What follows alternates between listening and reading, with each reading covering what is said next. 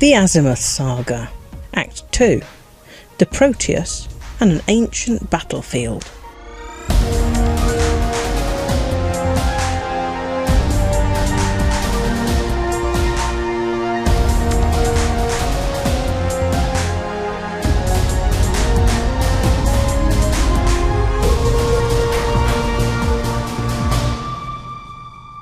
Since the end of October last year, a number of historic sites and several old vehicles have been discovered. They've cast a light on some of the earliest contacts between humanity and the other two sentient civilizations that we know about, the Thargoids and the Guardians, and also on early attempts to harness the power of the technology of these ancient and mysterious races. The story involves two competing pharmaceutical companies, Azimuth Biochemicals and Pharmasapien, and what they uncovered nearly 200 years ago, information that, to the best of our current knowledge, was lost with those who discovered it. But it seems that we might have much more to discover.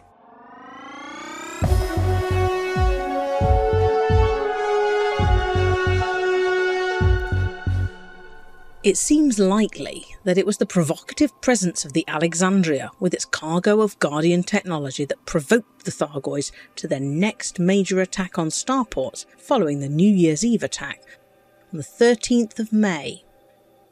With burning starports all around, the Alexandria jumped to HIP 16538, heading for Sol. It was pursued by enough Thargoids to attract the attention of the federal authorities, who banned the megaship from entering Sol or any other federal system. Captain Jacob Morales, the commanding officer of the Alexandria, described how he had replotted his ship's route. On Thursday, we will make a hyperspace jump to the HIP 30944 system.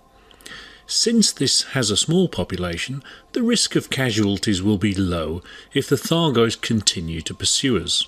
Once there, we will arrange to offload our cargo and distribute it to multiple locations. Not entirely unexpectedly, the megaship Alexandria vanished while attempting this jump. Admiral Aidan Tanner of Aegis seemed willing to accept the loss without making any great effort to locate the missing ship. We regret to announce a complete loss of contact with the Alexandria. Although there is no evidence of damage or destruction, its disappearance while travelling through hyperspace raises the possibility that it was intercepted en route by Thargoid forces. Captain Jacob Morales and over 4,000 crew members will be listed as missing, presumed dead. In addition to this great tragedy, Aegis's research program into Guardian technology has been severely impacted by the loss of many precious artifacts. Having analysed the logs returned to Taurus Mining Ventures, on the 11th of June, Salvation for a third time requested the help of commanders. By finding a string of navigation beacons, he believes that the survivors from the Hesperus could be found. Commander Tyler Torson described being contacted. I was taking some sightseers on a trip round the Hesperus and getting as close as I dared to the Scrivener's clan dredger. I scanned the tourist beacon for them and suddenly received a direct message from this Salvation guy.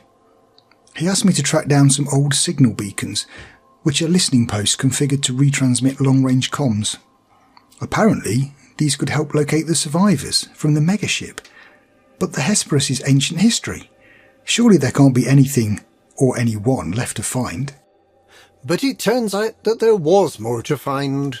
Just 2 days later, the Proteus Anaconda, a tender to the megaship Hesperus, was discovered on planet Trapezium Sector YU-X C1-2 1A. It had been rigged up with a laboratory and communications equipment, and some serious science had clearly been done at the site. And what an amazing sight it was!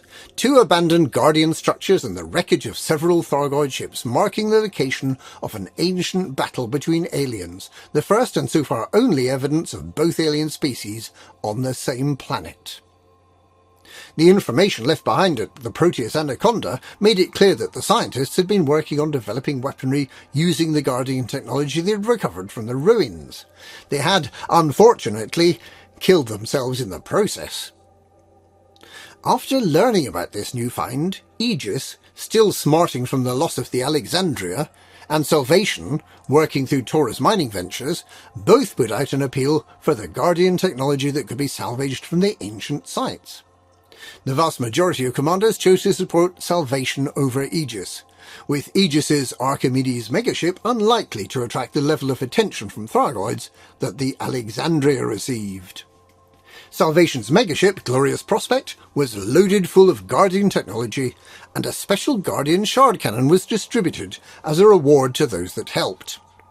Aegis, possibly acting in spite, had these rewards declared hot, and the Pilots' Federation warned commanders that Salvation was an unknown quantity and that undertaking work for a possibly illegal organisation could have consequences. On the 9th of July, the Scrivener's clan dredger, which had been busily stripping the Hesperus of anything of value, suddenly vanished. The Wallglass Investigations Agency speculated why this might be.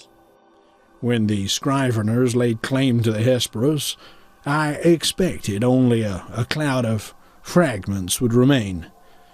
But their salvage operation has been prematurely abandoned, after stripping the megaship's innards and leaving behind a mostly intact hull.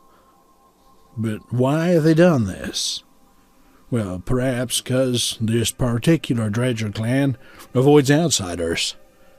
Alternatively, the Scriveners detected richer pickings elsewhere, either fresh resources for the dredger to consume, or new information for their knowledge core. In theory, they could still be tracked down, as their vessel's hyperdrive has a similar range to modern-day fleet carriers. It seems highly likely that wherever the Scriveners have gone to, wherever they might be, in a 500 light-year radius from the Hesperus, in Perseus' dark region KC-V C2-2, is where we can find the next part of the 200-year-old story of Azimuth and Pharma Sapien, and quite possibly discover new secrets about the Thargoids and the Guardians, and help to develop those new anti-Thargoid weapons that Aegis and Salvation seem so keen on.